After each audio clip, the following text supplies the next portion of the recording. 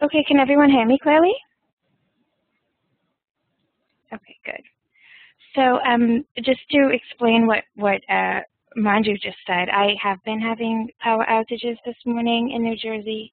They're very brief, but just in case it happens, I just wanted to let you guys know that, you know, the internet cuts off and then I might disappear. And I know that'll look very strange, so I just wanted to give everybody a heads up. But we do have a backup plan, which is that Manju will take over if I do disappear. But I have a feeling that won't happen. I think we'll be okay. All right. So good morning, everybody. So this is our fourth lecture. So we're halfway through, just about. And today I'll be focusing on, I'll be finishing up the Panchamahabhuti composition of foods with nuts and seeds. And then we'll also be going into Ayurvedic beverages. And then I will be we'll be doing some protocols for Vata, Pitta, and Kapha. So yes, in particular, those will be the protocols for Mandagni, Vishamagni, Tikshagni, and then I'll also be reviewing how we balance the mind with nutrition, with food and nutrition, and then we will discuss the assignments. So this is just in general. In general, the nuts and seeds, the vata of nuts and seeds is sweet and salty. The virya in general is warming. It tends to decrease vata and increase pitta and kapha. One exception would be almonds, which when they're soaked in water overnight can be beneficial to pitta. In general, the action or the benefits is that it increases Meta, Maja, Shukra, Dhatus. It's also beneficial for building up Ojas. It builds up the Dhatus. It helps Manasa, Medya, and Buddhi, and it is sattvic in quality. And of course, many of these benefits come from the oils that are in nuts and seeds. And I also wanted to point out, of course, that nuts and seeds are a source of protein, but they also have many minerals, like magnesium, calcium, and zinc, and selenium. And that's part of the reason why they're beneficial to Vata, who tends to demineralize pretty quickly because they get so dehydrated.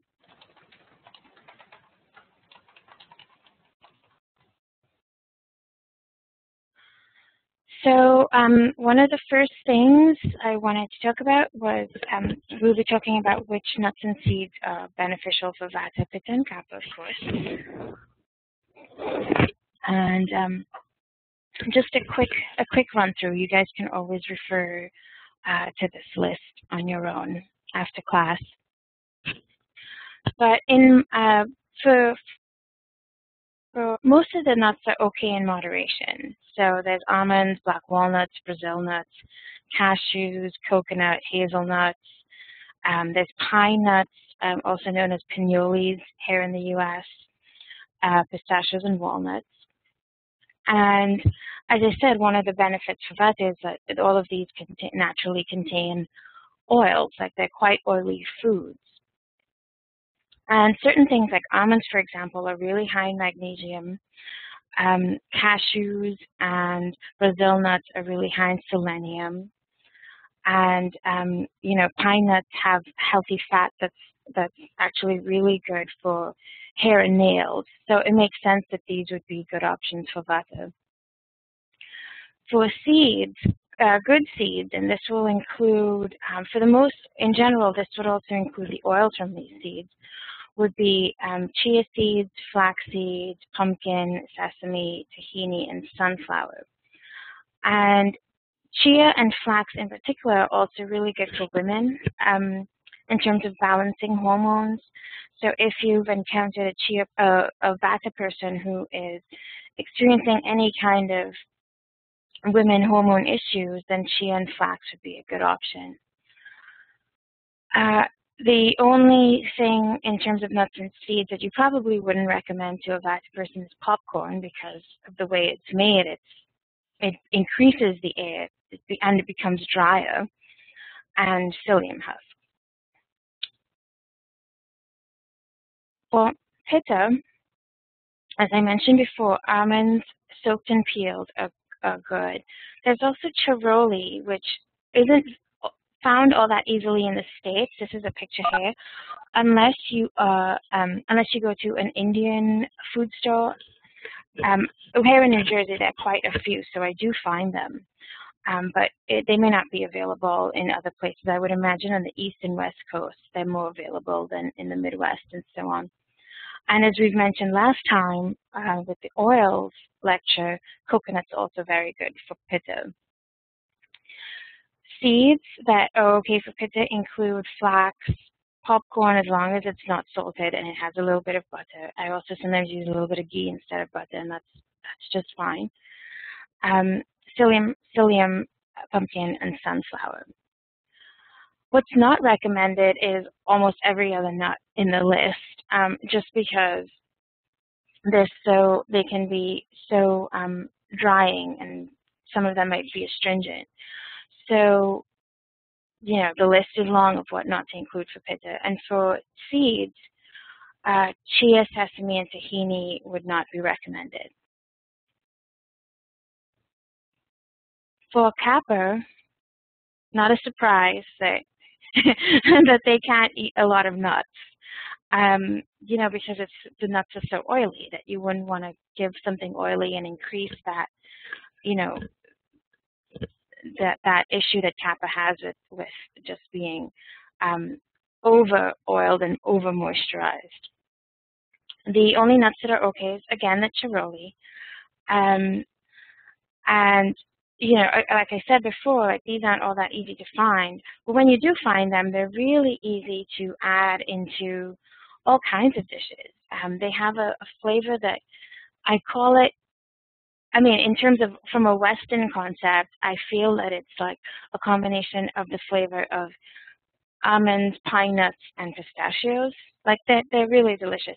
And you can add them to rice dishes. You can add them to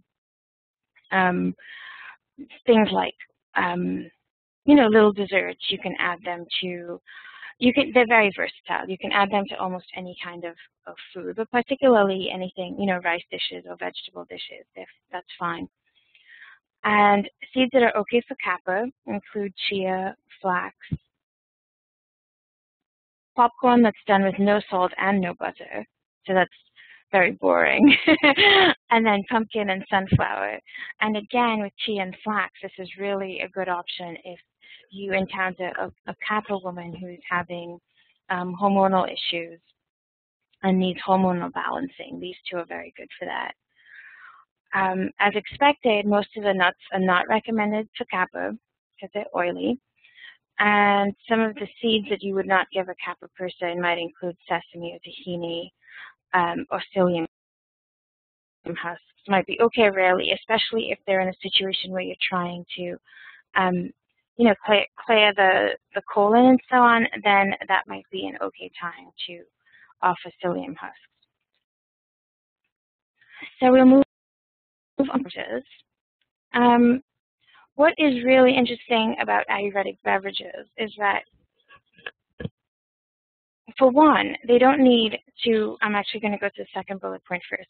They don't need to include things that actually go to the third one first.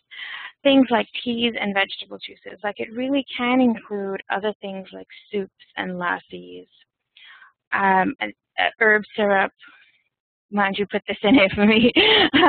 Herb syrup from rose or squash, mint and amalaki, and a semi-liquid diet, and so on. What they cannot include is things like fruit smoothies, of course, and processed juices and sodas. So we would not include these in an Ayurvedic diet or protocols ever.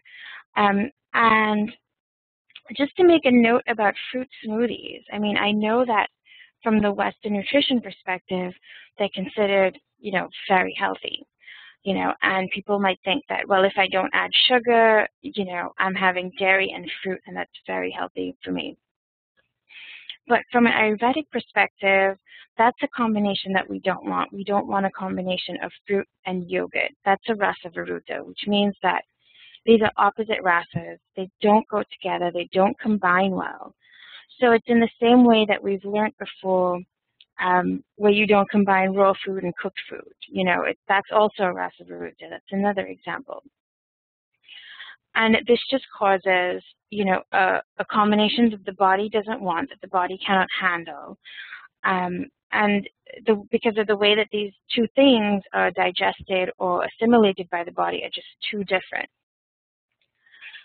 So, I remember Manju had made a point when she was teaching us, my group, Ayurvedic Nutrition, that you think of things like kids' lunchboxes in the U.S., where they're putting together something cooked, like a ham sandwich or cheese sandwich, and something raw like fruit, and then maybe a chocolate milk, and you just think about what happens to the body when they're consuming all of these different foods at their lunchtime. And it's just a lot of these opposite rasas coming together and probably creating a lot of digestive issues that can affect everything from, not just, the body physically, but can affect a child's learning and ability to pay attention in class and all that. And so when we look at that from the Ayurvedic perspective, we see how problems can arise just because of these food combinations that are not beneficial. So in Ayurvedic nutrition, this is just to summarize what I just said, like even what you drink, can benefit the mind and body, or can cause problems if you're not doing it the right way. And this means that Ayurvedic beverages can also be therapeutic and part of protocols.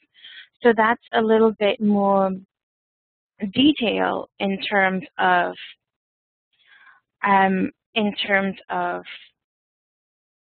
when we compare it to Western nutrition that might not be looking at all of this.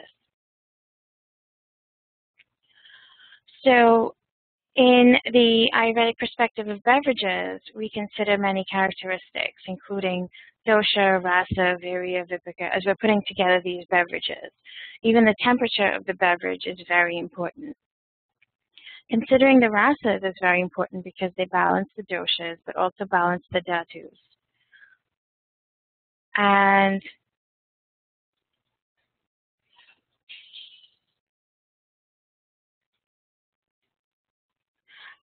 some of the ways in which they balance the dhatus might be that they reduce increased dhatu, increase the decreased dhatu, balance the imbalanced dhatu, and clear the srotas. Actually, I just realized that Susan has a question, and I will actually be asking. So one of the things that's interesting is that, in Ayurvedic nutrition, as in Western nutrition, water, of course, is very important. We all need to drink more water. Americans are notorious for not drinking enough water. Plus, they also drink just a lot of very dehydrating beverages like coffee and caffeinated sodas. And Vata and Pitta people especially need the water because of the dehydration that they naturally experience. So if you add on top of that, the lifestyle of not drinking enough water, or the lifestyle of drinking a lot of coffee, then you can imagine that they are very much in need of water to be able to build up their rasa. In contrast, Kappas don't need as much water because they have a lot of rasa. They're actually trying to decrease it a bit.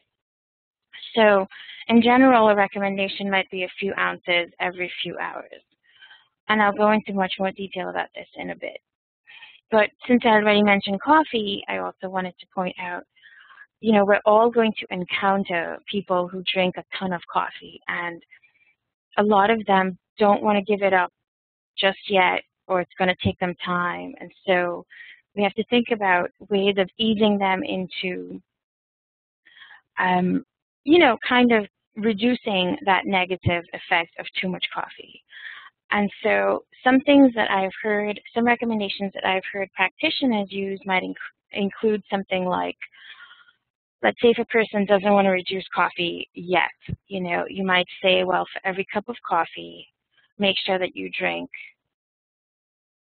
at least a glass of water. So in that way, you're kind of somewhat trying to rehydrate the body.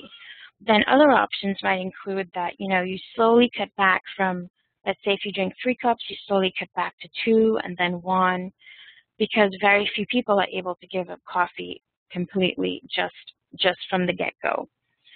And then I'll go into one option, but there are substitutes that people actually do like quite a bit. And some substitutes might include dandelion root tea, if that's okay for their dosha. I'll tell you more about that in a bit.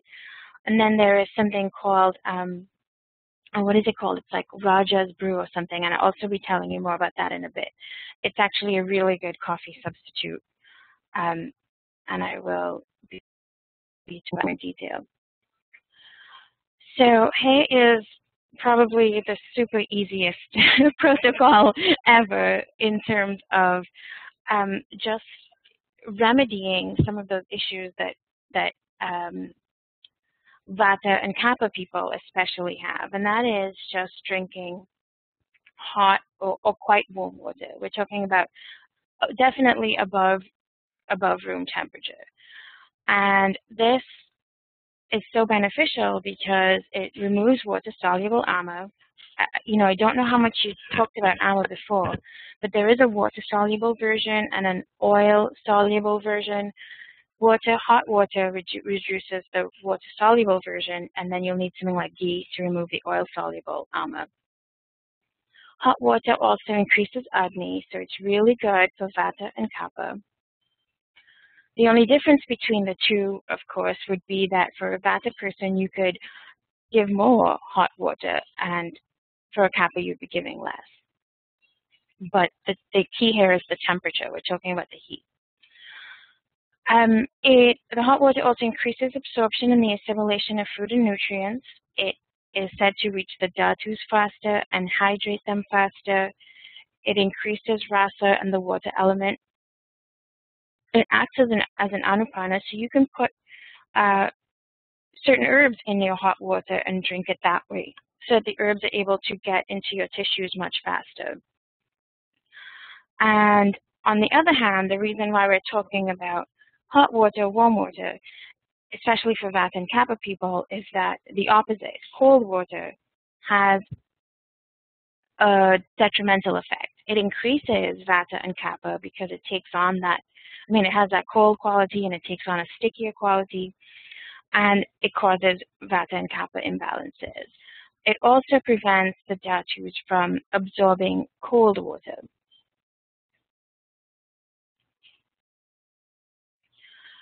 So then we'll move on. We've already talked about hot water. Now we're going to talk about putting some herbs into some spices into hot water to make something called a kashaya, which is basically a tea. It's a brew of spices and herbs. It is, this particular recipe, I'll be giving you some of the spices and herbs that go into it. This particular one is good for clearing blockages in the shoulders and increasing Agni, or helping Agni move back into the GI tract. It's also good for bringing balance to the dhatus and for removing ama. And the spices that go into it are coriander, fennel, and cumin seeds, which are all pitta pacifying. And then we also add ginger, cinnamon, and cardamom seed, which is kapha pacifying, vata pacifying. It's, balancing for pitta, although it can be pitta aggravating in excess. And for this one, a pitta person could add some almond milk, as we mentioned before, almonds that are peeled and soaked and so on, and made into a milk can be beneficial to a pitta person. And in general, this is just very easy to make. The general way to make it is that you boil water, and once it's brought to a boil, you add the spices, you let it simmer, and then you can drink it as a tea, but most people recommend kind of taking little sips all day. And you could actually add kashaya to soups or to milk for children. And I'm talking about like adding a little bit, not a whole ton. And this is a second recipe of kashaya. This is a rejuvenative kashaya with organic spices. It's pretty much tridoshic. It's good for the vata mind.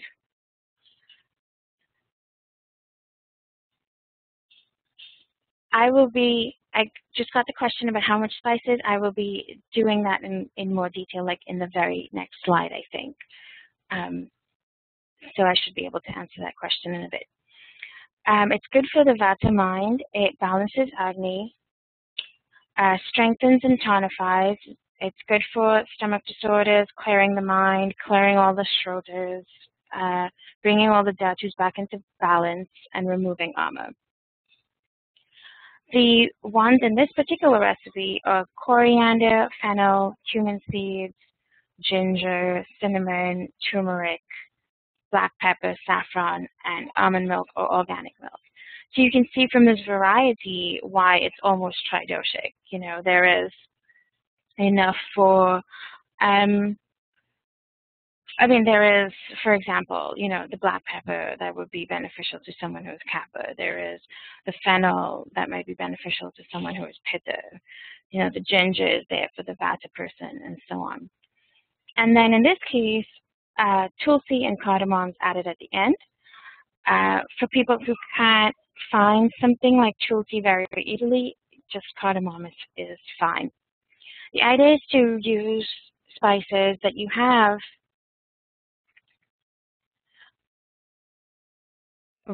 Right, okay. Manju was pointing out, in case I didn't clarify enough, in this one was with the almond milk or the organic milk. And so that's what you're bringing to the boil.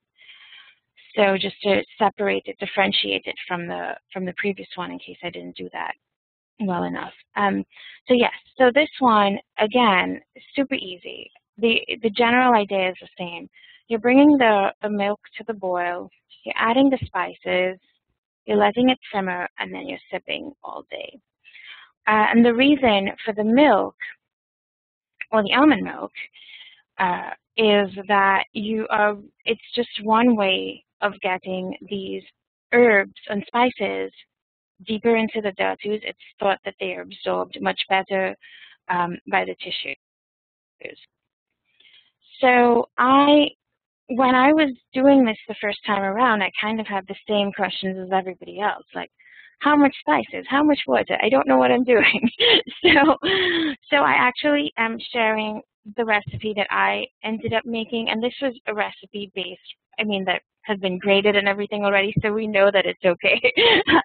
Now, the ideal way to make kashaya is that you're really boiling a lot of liquid down to about half a cup. You know, many people would recommend that for it to be a really good kashaya, we're talking about, you know, like 16 cups of water, or, you know, even more perhaps. But that's really difficult to do in most people's homes. And, you know, it's like the pot will be on for a very long time, and it might just not be super practical for your particular house. So I brought it down to about 6 cups of water. The idea is to have a lot of water that comes down to a little bit of water. And that is so that the herbs really, you know, everything's extracted out of them. It's on a slow simmer so that everything's extracted out of them. They're not like, they're not there before the ingredients can be extracted. You know, they're not there too short of a time, because you really want all of those ingredients extracted out. But you also don't want them in water that is boiling continuously, because then that can get rid of, and like a vigorous boil, because that will get rid of some of their beneficial effects. You really want to bring it to a boil first, and then add the spices, and then bring it down to a simmer. So I've put the water, you know, to boil, and then while that's building up to a boil, I start getting my spices ready. So using a mortar and pestle, I did 1 teaspoon each of coriander, fennel, and cumin, and a half stick of cinnamon, and I set all this aside. And then I added 1 teaspoon ground ginger to this mix. The ginger that I ended up using was ground because I didn't have fresh at the time. And I broke open 2 cardamom pods and ground those as well and set those aside in a separate bowl. Then when everything had reached a boil, I added all the spices except for the cardamom, because we always do cardamom at the end or as close to the end as possible, because this breaks down very quickly in heat, and you want to make sure that you still get the beneficial qualities of the cardamom, so you don't expose it to a lot of heat for a very long time. And then once everything except for the cardamom is in, I'm letting the water simmer and it starts to reduce. It takes quite a while. It takes quite a while at the beginning, and then all of a sudden when you're down to maybe like 1.5 cups, it starts to go a lot quicker, and then you might end up simmering too much and end up with less than half a cup. But the idea is to kind of start keeping an eye on it after it gets down to about a cup or a cup and a half, and keep an eye on it so it doesn't go too low, so you have enough to sip during the day. And then when the water's down to almost half a cup, that's when I add this cardamom, and that's when, you know, I know it's been reduced enough and the brew is ready, and so I turn off the heat. And the purpose of that particular kashaya that I made was to nourish all the dhatus and bring them into balance. It also supported and stabilized Jatharagni, and in doing so, supported and stabilized Dhatu Agni. And this kashaya also alleviated digestive sluggishness, it cleared out ama, it cleared out the shrotas, and it helped alleviate symptoms of Pachaka Pitta. So we go back a little bit. This was actually my kashaya.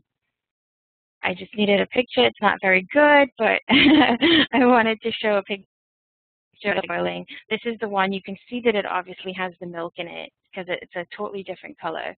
And this one also has the saffron, making it very pretty, you know, yellowish orange. And right, so that is the recipe for kashaya. The reason I wanted to point this out to you was that one of the assignments for this weekend, or for this week, would be to make your own and to write up the recipe and explain what this kashaya would be good for, just like I did down here, and explain, you know, why you use the ingredients that you did.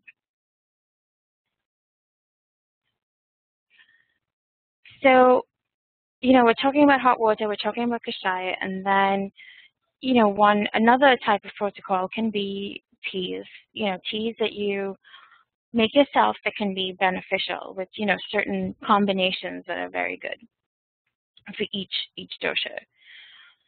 So for Vata, we have this, you know, might be especially beneficial in times of season changes or if the flu comes up.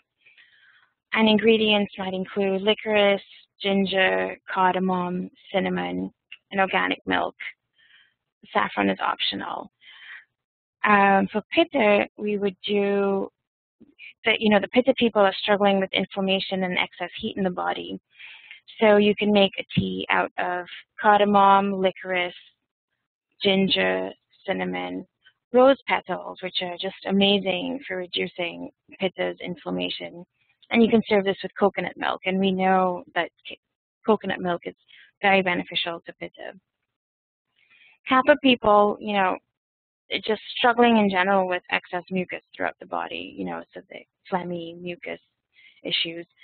And the ingredients that you could put together for a tea for a Kapha person would be ginger, cloves, black pepper, cardamom, turmeric, and saffron. In general, you know, what I know that people look at some of these ingredients and it's like, well, what do I do if I don't have licorice, for example?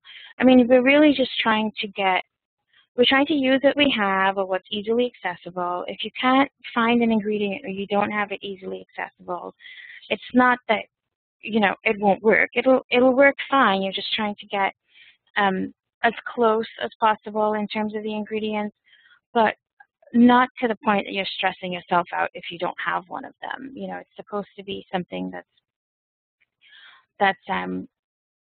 not stressful for you to make, right? And we also, want to think of if we have a hard time finding something ourselves, most likely our clients will as well. So we want to keep the recipes as simple as possible in terms of what types of herbs and spices you might recommend. And I also wanted to point out a couple of other things.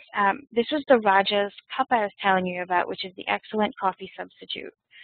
This is actually a product that's sold. You can find it online. I have found it in a couple of health food stores. But what it is that it's a coffee substitute that's made of, well, claring nut, I don't even know what that is, to be honest, licorice, casmud, and winter cherry. And right, Manju just put the web up. It's through Maharishi Ayurveda. And good coffee substitute, and it is, friendly to almost everybody, including somebody like Pitta, who might usually, or Vata, who might usually really respond excessively to coffee. This is actually a good substitute for almost everybody. And the other one I wanted to point out was Tulsi tea.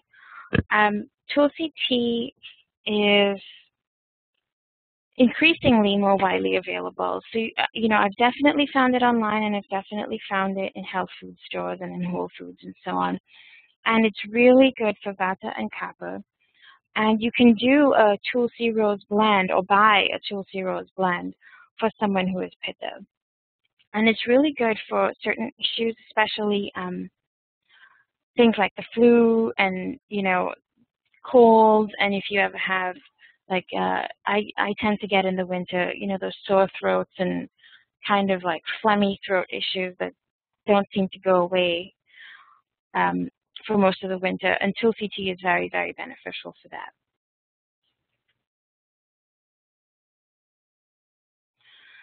And then I also wanted to point out herbal teas, those that are already prepackaged, they're already in a little bag for you that are beneficial for each dosha, so that you could, just to point out, because sometimes these are a little bit more practical for clients. They might not want to, ideally we want people making things from scratch, but sometimes it just doesn't happen that way. And so this is a list that has things that you can find already in tea bags. So for Vata, of course, we're talking ginger, fennel, fenugreek, lavender, chamomile is really good, sage is really good. There was a discussion starting, I only noticed it this morning though, about lavender. I wasn't able to read through all of it, but I saw the discussion on the forum. And so I definitely wanted to include lavender here. It's actually really good for Vata and Pitta. And I will go back to that forum discussion later and figure out look at the thread and figure out what the final response is. And then for Pitta, dandelion root tea is really good. Hibiscus is really good. Hibiscus and rose. Rose probably more than hibiscus, but they have that same general effect of being very anti-inflammatory and pacifying for Pitta. And again, chamomile, really good anti-inflammatory, which Pitta needs. Yarrow is a plant that is really good for women's issues like balancing hormones, so that would be a good option if you know of a woman who is Pitta or Kapha and struggling with female hormone issues. Dandelion tea is one that I had mentioned earlier as a lot of people consider it a really good coffee substitute. People who are trying to wean off of coffee like dandelion tea because it has that similar bitter flavor, and people say it's they're able to wean off of coffee pretty easily once they move on to dandelion tea. And that is, we of course would really only recommend it to Pitta and Kapha people, not so much to Vata because it's so bitter. And for Kapha people, you know, there's barley tea, which is also diuretic. That's very good. A lot of the warming things like cinnamon or clove or ginger. And there's also ginseng. And again, yarrow, which I had mentioned before as being really good for women's issues.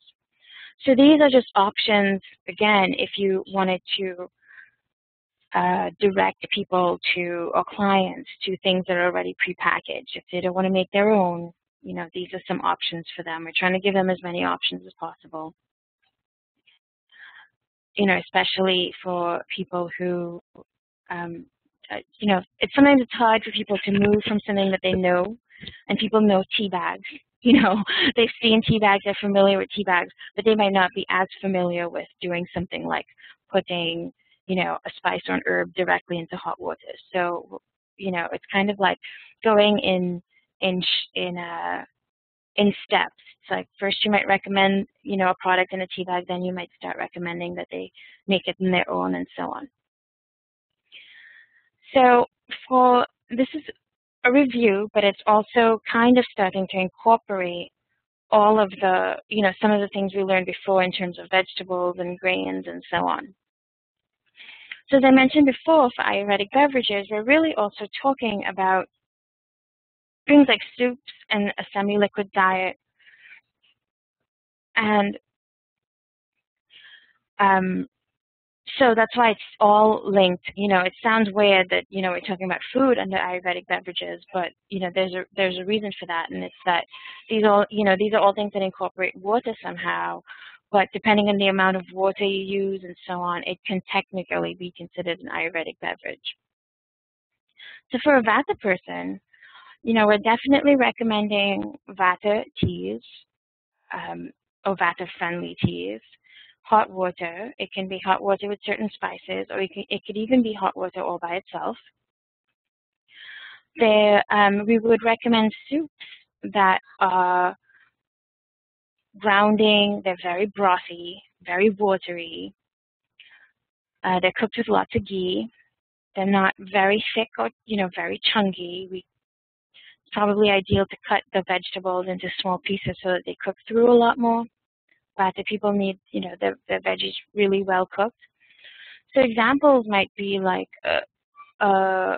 you know, a soup that's made of sweet vegetables and a potato and barley. These are all really good ingredients for a Vata soup. The most important thing being that you really want this to be a more watery soup. Another option could be a mung bean dal soup, and specifically mung beans, and the yellow mung beans, because this is what's most easily digested by Vata. And this would be, again, a very thin soup that's really more like a beverage. It would look very, very watery. To us, it'll seem strange because I think most Americans are used to like really thick soups that are almost like stews. We really want them to be very thin and very brothy. Again, broth hair, obviously. There is also a rice gruel. It's a kanji gruel. It's like a rice porridge, really. But again, that's like a very watery rice dish.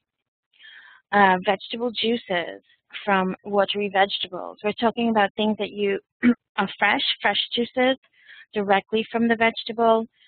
And ideally, we're looking for vegetables that are very watery. And examples would be squash and zucchini. For example, squash is thought to be about 80% water.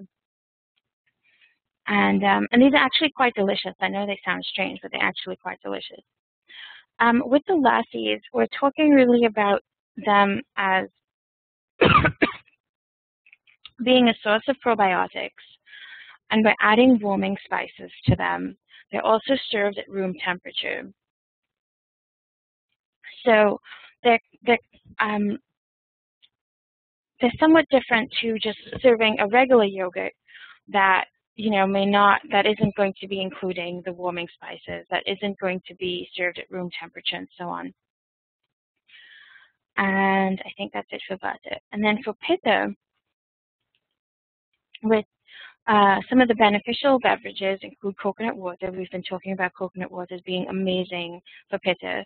The only thing is that we really want to avoid, because coconut water is now very trendy, we really want to avoid anything with flavors, like they're saying they're marketing coconut water with mango flavor and pomegranate flavor and all of these flavors, and really that's all artificial.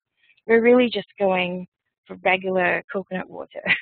Like, we're not going for anything that is trying to sound extra healthy or extra fruity or anything like that. That's just all a marketing gimmick. And, you know, the reason that we love coconut water is that it's anti-inflammatory, it clears throats and dirties.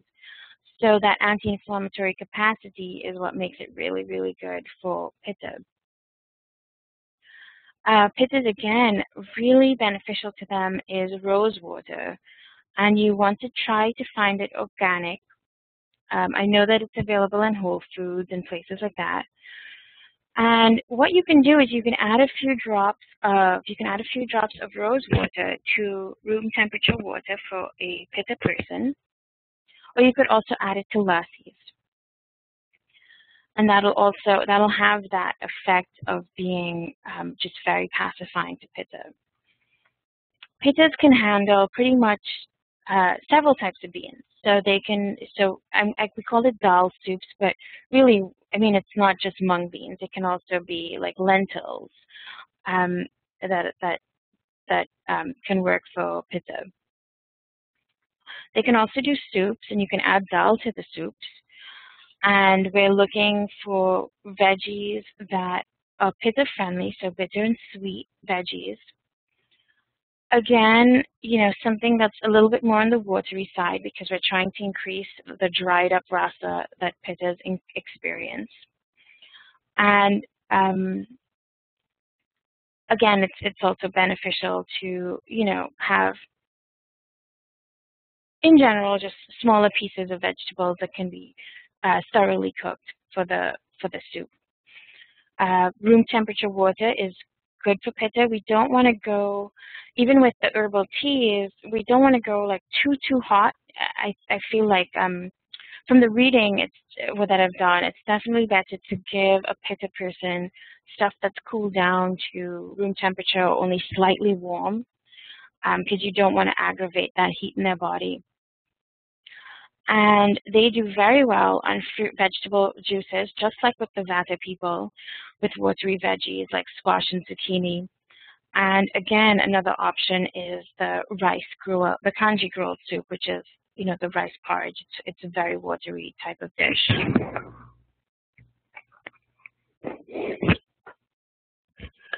For kappas, you know, the joke is just that we're always left with the worst stuff. But you can do a kappa tea, any kind of warm brew that has warming spices that are agni increasing. You can add some, you know, spices that are scraping and drying and so on. Hot water is very good, hot water by itself, or you could have hot water with herbs. But the main idea is that you want to not have as much water. Kappas don't need as much water. So a few ounces every few hours is okay. Just not before food or just after food, because this can definitely reduce agni and kind of slow down that digestive process. The soups can be definitely a thicker soup. We're not talking broth-like with Vata people. We're talking, yeah, a soup that is 80% veggies. It has much less water. It's cooked with agni-increasing spices, and it's cooked with the types of greens that are good for kappa people, or the types of vegetables that are good for kappa people, which tend to be the bitter greens. And we definitely don't want to include fava beans or chickpeas in a kappa soup because that increases kappa. Kappa people can do broth, but in very small amounts. Sometimes it might be something like maybe their dinner is just a little bit of broth, you know, like a vegetable broth. But again, small amounts, because we don't want to be increasing the water element in kappa people. They have enough already. And dal soups, again, are also beneficial. And again, you don't want to go super watery like with the vata. You can make it a little bit thicker. Oh, what is that? Am I stuck? Okay, good. So the next thing I wanted to do was do a little bit of, we'll talk a little bit more about the protocols. Now that we've covered almost every type of food and beverages and so on, it makes sense to start talking about the protocols to get everybody ready for the case studies. So I put it in this context. I did it as prescriptions for the types of Agni issues, but it generally breaks down to the protocols for Kapha, Pitta, and Vata. So for Mandagni issues, this is low Agni, decreased Agni, sluggish Agni, however you want to refer to it. We are talking about Kapha pacifying protocols. So in general, we're looking at lots of Agni increasing spices like cayenne pepper and black pepper and ginger, turmeric, nutmeg. By now we know, we've been going through this and we know what most of these are. And you want to mix it with some of the digestives like cumin and coriander and cilantro and fennel seeds. We also know that in a Mandagni protocol, hot water would be beneficial, Kapha-friendly teas would be beneficial, Tulsi tea might be beneficial. And we're looking at cooked and steamed vegetables, almost 100% of the time with lots of warming spices. Raw food should be avoided, except for in summer when maybe a little bit is okay. But again, that is on a case-by-case basis. If someone's like really, really struggling with low Agni, you might not want to do raw food even in the summer. So in that case, in that way, it is a case-by-case basis. For a Mandagni prescription, tomato chutneys and pomegranate chutneys for women support issues in Kapha people are okay. Apple chutneys with Kapha pacifying spices. And with the tomatoes, just to point out, you really want to make sure that you're using ripe tomatoes with lots of Kapha spices. And this would be okay in small amounts because normally tomatoes aren't generally recommended to Kapha. But in this case, it's fine as long as we're making sure that it's ripe and it's paired with a lot of Kapha spices.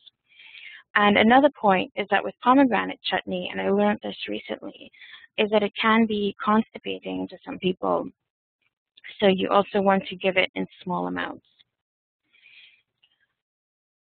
And then other good options would be, the mung dal soup with lots of Kapha spices, avoiding rice, especially brown rice that can be very, very earthy, full of the earth element and very, very heavy for a Kapha person.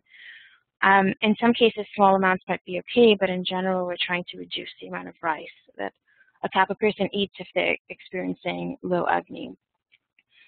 And finally, of course, we're thinking the ideal is low fat, not in terms of low fat like buying a processed food that says low fat on it. We're talking about foods with less oiled, actual foods with less oil and less fat content, because we don't want to increase that aspect in Kapha people. And sunflower oil is okay in small amounts. For the next one is Vishama Agni. And for this, we're really talking about a Vata pacifying diet. And, it's sweet and sour and salt flavors. And when we think about what is best for them, we really are aiming for whatever is the most hydrating, because Vata people tend to be so dry. So hydrating vegetables and hydrating fruits. We're also looking at sweet vegetables, foods with lots of fiber, because Vata people tend to become constipated. Hot water, for that same reason, and because they tend to be so dry. Cooking with ghee, which is that, amazing. It's so good for Vata in terms of the body and the mind because it's so sattvic. And, whenever Vata person eats whole grains, ideally we want to focus the whole grains to breakfast and lunchtime. Raw food is pretty much strictly avoided when a Vata person is struggling with Agni issues. All sweet fruits should be cooked. Sweet fruits are good and they should always be cooked. Some options would include banana roasted in ghee with sugar, which is so delicious. I don't know if you haven't ever made it, but you really should try it, even if you have just a little bit, because it's really, really, really delicious.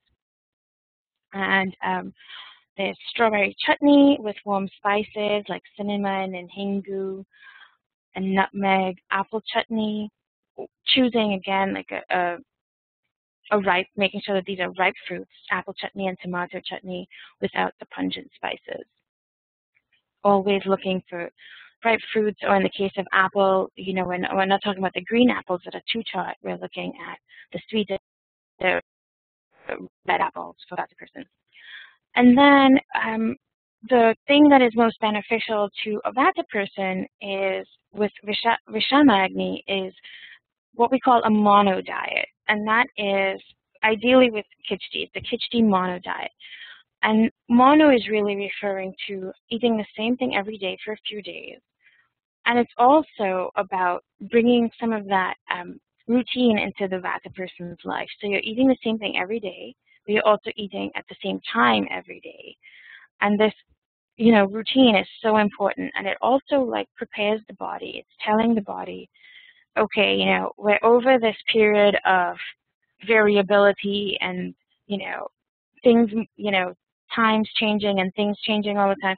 We're bringing you back into balance. You're going to get the same thing every day for a few days. You're going to eat at the same time, and that'll bring all that variability back to more stability.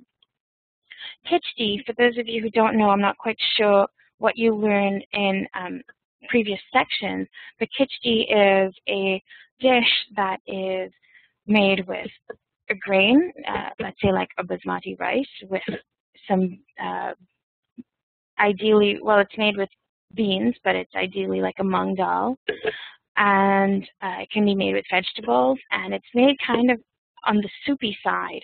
For the Vata person, it's definitely made quite soupy, and it's made with all of the spices. So in general, it's just a rice dish that's very therapeutic because it has such basic ingredients. It's just rice and beans and vegetables, and the spices that are beneficial to each particular dosha. And it's said to be very cleansing and very detoxifying, and it's very easy to digest, and it's just very therapeutic on the body. And finally, for a Vata person with Vishama Agni, we're talking again about the hot water with Vata-friendly tea and ginger tea and tulsi tea as well. And this should be, looking at this, you should be able to devise a pretty good protocol for your case studies for a Vata person. Then for Tikshagni, we have, this is just, this is the complete opposite of what Kapha people experience. This is just too, it's too fast, and the whole process of digestion is too fast, and it's too, part of it can actually, and this can actually be part of what makes a Pitta person a little on the dehydrated side. And so we're talking about Pitta pacifying protocols. And the focus here is on room temperature water, or if it's a tea, just slightly warm, definitely not hot.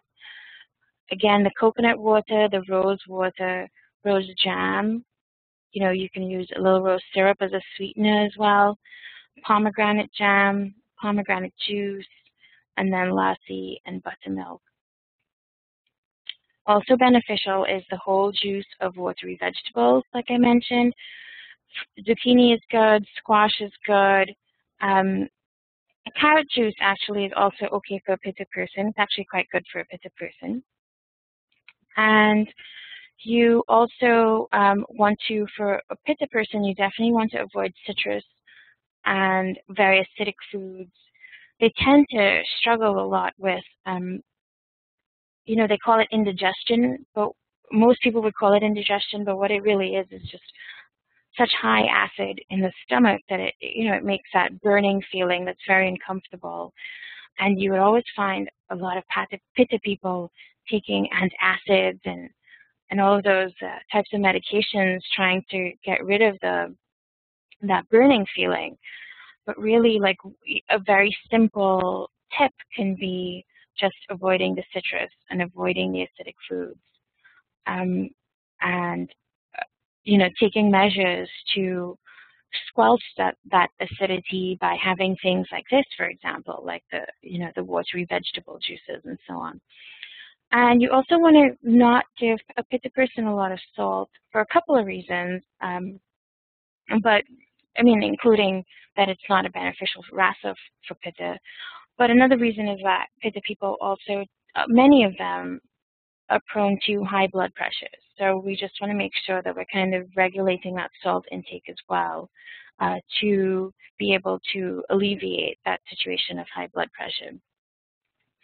For a Pitta person, there can, a good option would be the khichdi that I was talking about earlier with rice and mung dal. And their herbs or spices would include coriander, fennel, and cumin. And again, when we're recommending these, yes, you can just put a zucchini in a juicer and drink it, or a squash, fresh. The fresher the vegetable, the better. In case anybody hasn't seen, Lisa just asked a question about if you can put zucchini and carrots in the juicer and drink, or if that's what you do, and that is exactly what you do. And yes, if you happen to be someone who plants your own fruit, I mean, picking it right off the plant and putting it into the juicer and drinking it is the best thing. But if that's not the case for you, then definitely just buying the organic vegetables from the store and putting them in a juicer and drinking it, that's exactly what it is. Right, and then you can definitely add spices specific to Pitta to that. But you don't have to. I mean, you can drink it just straight. It's actually, zucchini and squash are surprisingly refreshing. You really should try it. The juice is really refreshing. So you might just want to drink that as is. Like I said before, squash is 80% water. So it really does taste like mostly water with a little bit of sweetness to it. So it's fine as is, but if you want to add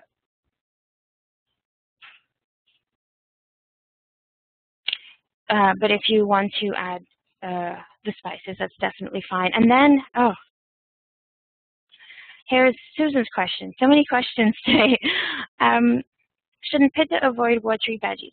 Well, no, you don't want to avoid the watery veggies because, remember, the Pitta person is just so dry, and they also have those issues of dehydration.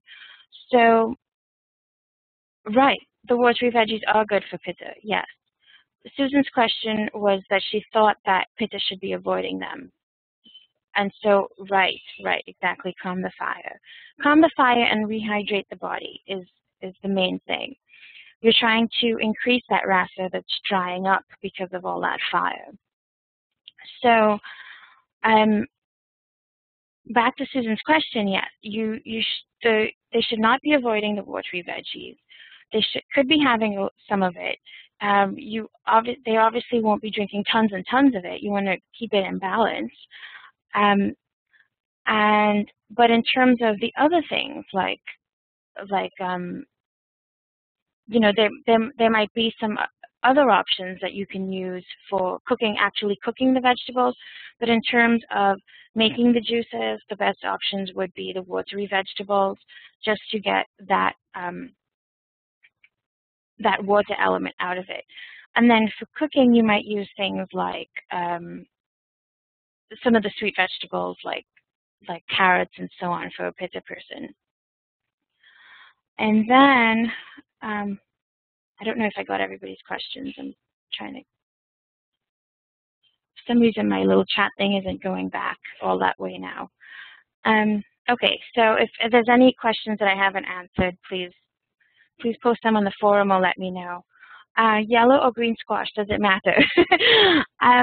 Yellow squash is a tad bit on the sweeter side, so that could work for Pitta, but it actually doesn't matter all that much. Both of them have that same benefit of being watery vegetables, so that's fine. And then again, you want to go with what's seasonal and what's local. So if by chance, for example, in New Jersey, in the summer, we definitely get more, we don't get green squash.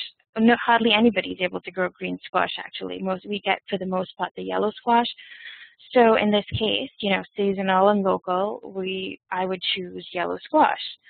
So that would be one consideration in terms of what you choose between yellow or green. Also, keeping in mind that yellow is a little bit on the sweeter side. Yeah.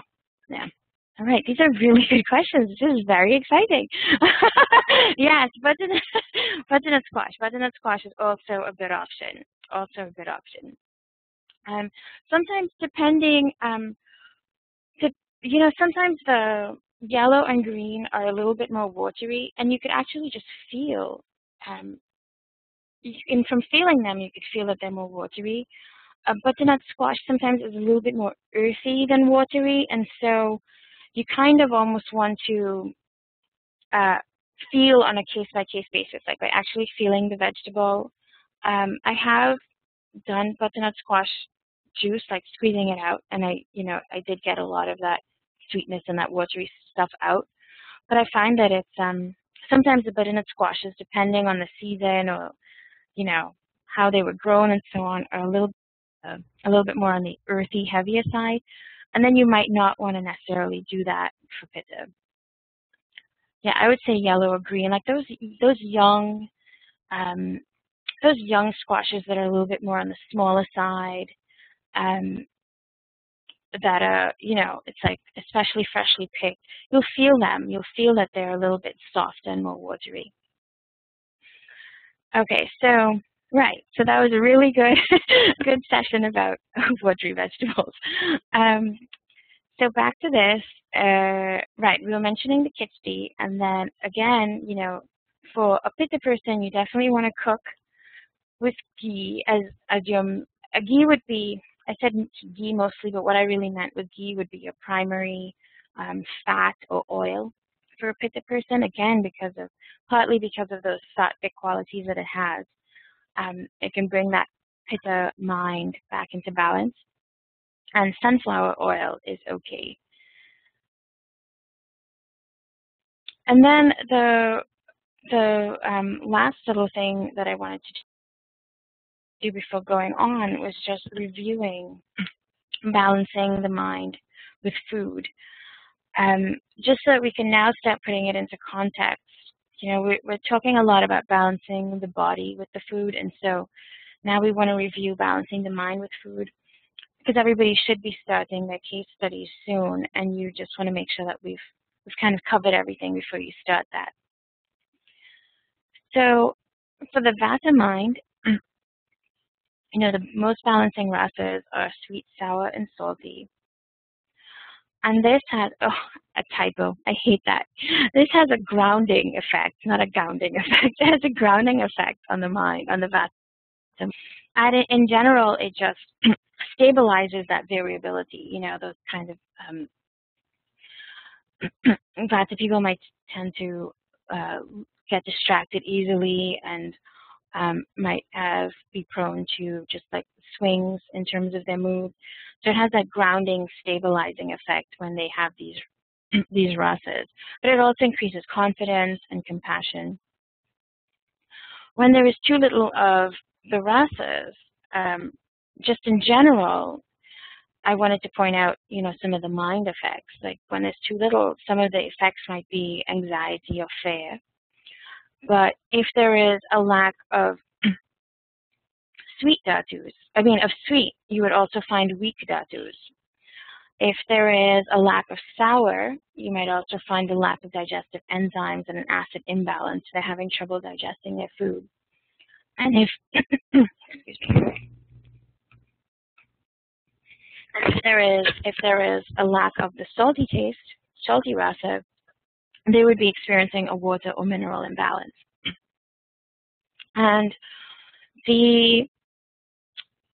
I don't think it's emphasized enough, and so I wanted to do that, is that Vata people are really, really prone to, they're not only prone to having reduced water and reduced rasa. One of the issues is that they're really prone to just diminished minerals because of that reduced water. So they would have like reduced magnesium, and zinc, and another good one might be potassium, calcium. And it's not just that these are all important for things like healthy bones and, healthy nervous system and so on. It's also that with these diminished minerals, they can also just experience such extreme fatigue. It's because the body's not getting enough of these, the tissue's not getting enough of these. So you'd find extreme fatigue, and they might be experiencing things like pain and not really knowing why. It's because their body's reacting to these reduced minerals. So it's, of course, the reduced water, but I also just want to emphasize the reduced minerals. And that's also part of why the hair is so brittle and their nails are so brittle. The skin is so dry. It's like without all of these beneficial minerals in the tissues, the balance in the cells goes off, and it doesn't have the right ratio of, water going in and going out and so on. So that's what causes part of that problem that Pitta people have. And of course, the most aggravating rasa for Vata people is Pitta, pungent, and astringent. So in general, when you're making recommendations of any type, what you're trying to do is, of course, we're going to try to avoid these that are the most aggravating rasas to the people. And then I also wanted to, before continuing, just in general, when we're making recommendations, it's so important to give people recommendations that they're really comfortable with, because this keeps them motivated. So even when we're recommending herbs and spices and so on, you definitely want to recommend things that the person, feels comfortable with, and they say, okay, I'm willing to try that. If someone is really not willing to try something, definitely don't push the issue. We can find a different way to still help them that might be a different, maybe it's not an herb, maybe it's just a different way of cooking their food or something. But if a person's not willing or is nervous or is uncomfortable with trying something new, they're going to have trouble accepting that recommendation, and they're probably not going to stick with it. And if they do try to kind of stick with it, they because they don't have the open mind and the welcoming attitude, it may not work, and it may not be all that beneficial to them. So we really want to, like, whenever we're recommending anything at all, in general, we want to recommend things that they can find easily, or things that they're familiar with first. And then if it's anything else, we really want to make sure that they're comfortable with trying this new thing. Or even if somebody comes to you and says, we really want to use our intuition and our common sense. And, especially if someone comes to you and says, for some reason, let's say they're trying something, maybe they're cooking with more turmeric. And, just say, oh, I feel like it's, and maybe they're like an asthma patient, for example. Asthma people on turmeric sometimes tend to feel like their lungs get very dry.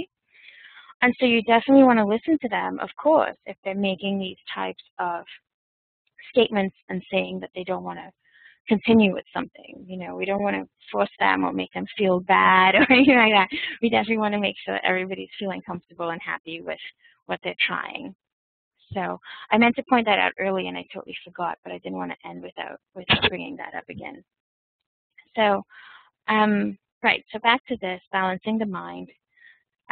Pitta, for the Pitta state of mind, the most balancing rasa is sweet, bitter, and astringent.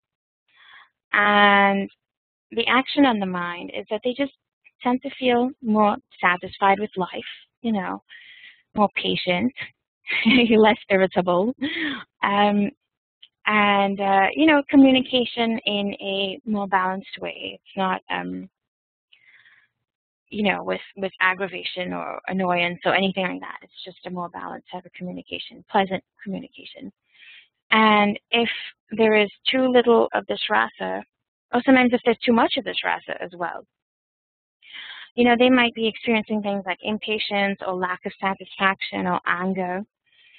And from a physical perspective, if there is too little of pitta rasa, they're looking at trouble like an overworked liver or accumulation of toxins. If there is too little astringent rasa, they might be experiencing things like excessive discharge. It could be from, it can be like more discharge from anything that contains a mucus lining. It can be from the air, like airwax and stuff like that. And the most aggravating rasa is sour, salty, and pungent. So you wouldn't want to give these foods or herbs with these rasas to a pitta person, or rather, you wouldn't want to give it to them in excess. Of course, they need a little bit of all of them, but we're talking about giving them in excess.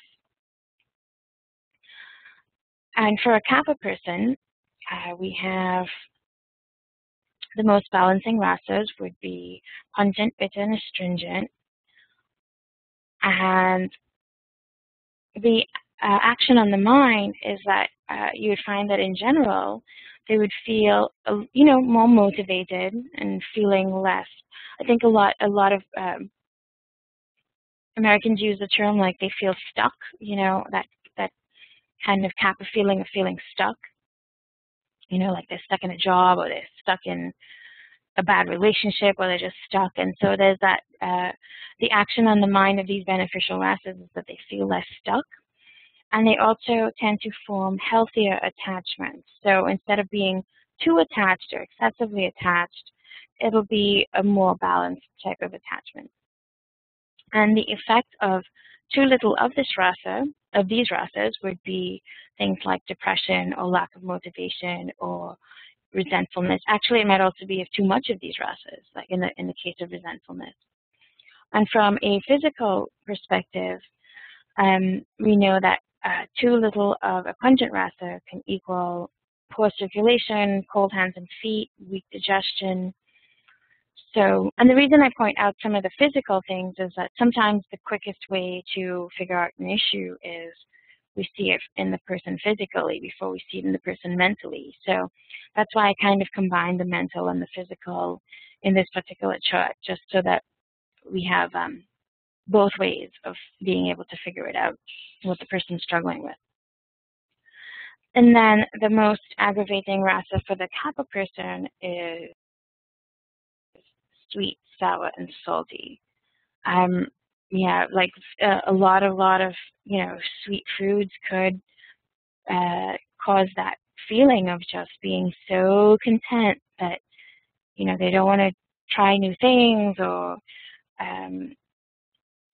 take on a new project. It's like they're just so content with the status quo that they're not really motivated to try anything else. So we definitely want to reduce these rasas, these sweet, sour, and salty rasas for the kapha mind. And next,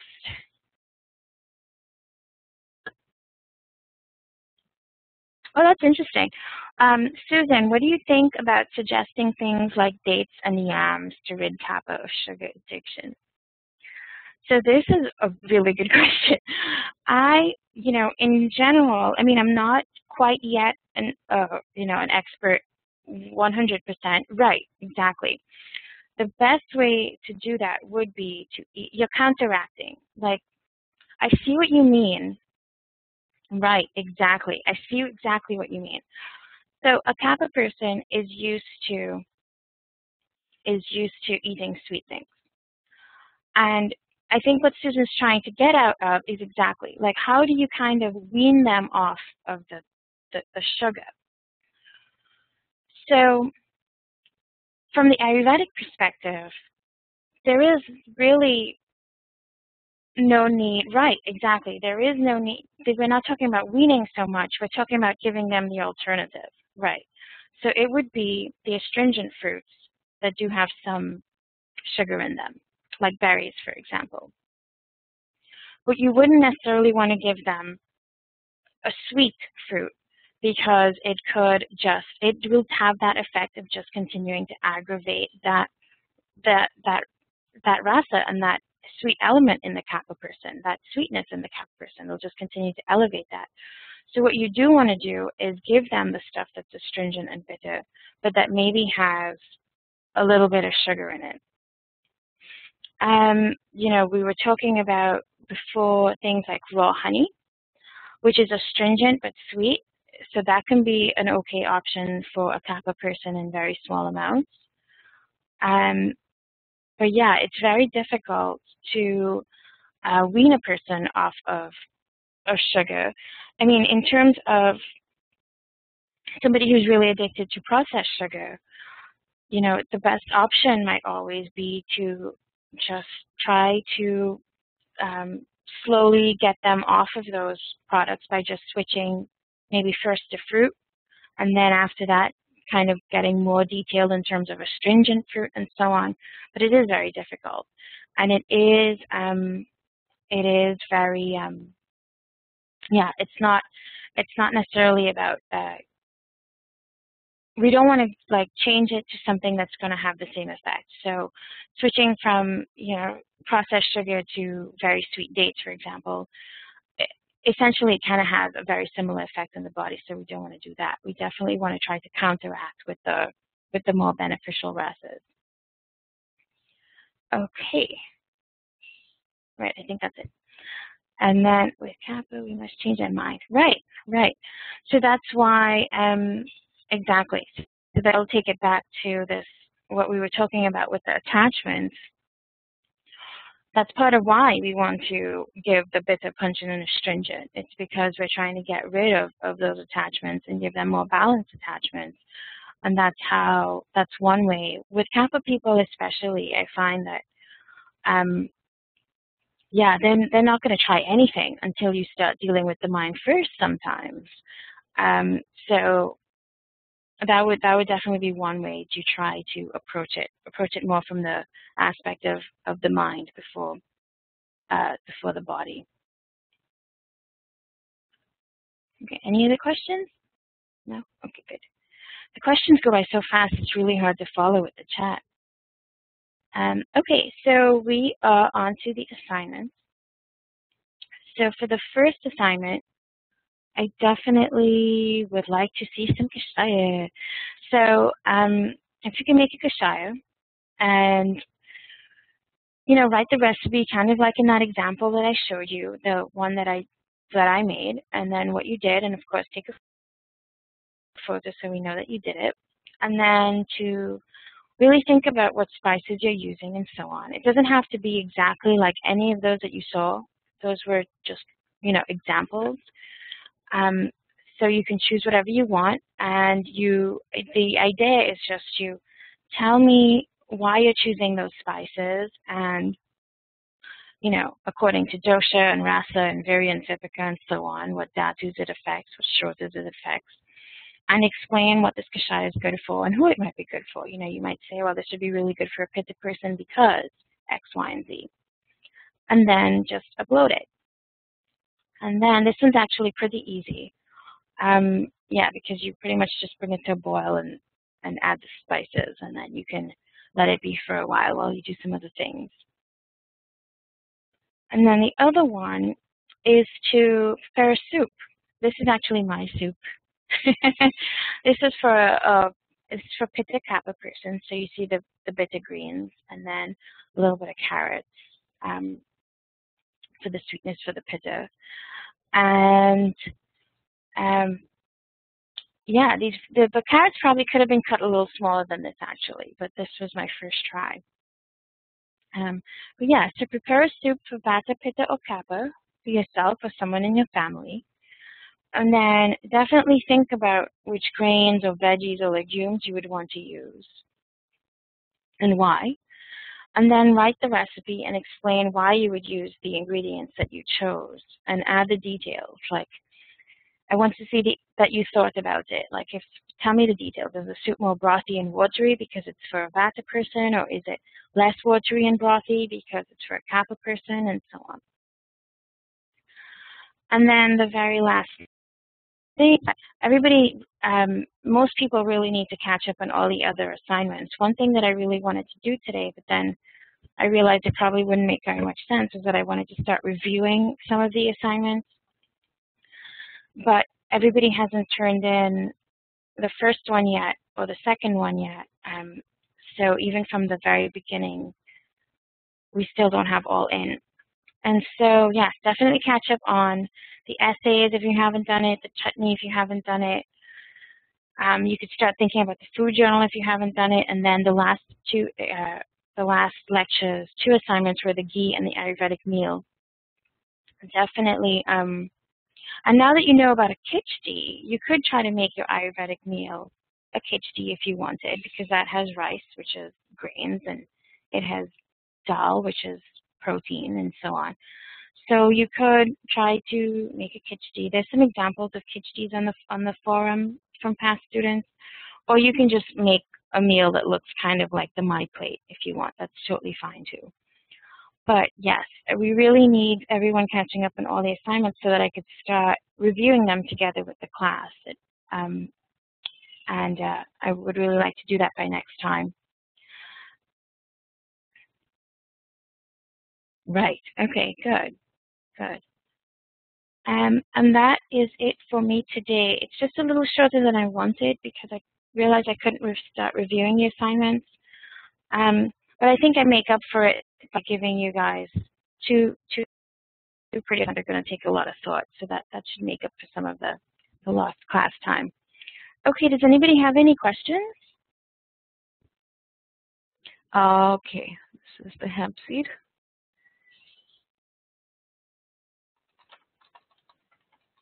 Hemp seeds are very important in Ayurvedic herbs.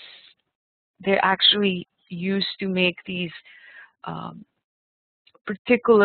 they have an intoxicating effect. So even though they actually increase kapha, we do not give them so much to vata. But I've seen vata people drinking hemp seed milk, here, and they seem to be doing okay, but you don't want to do it in excess because hemp seeds are amazing. They build up kapha. They're very rejuvenative, and they really help with pain as well, but you want to be careful because hemp seed can have a slightly intoxicating effect on the mind. So just wanted to point that out. But for pitta person, they should actually calm down a pitta person. And in India,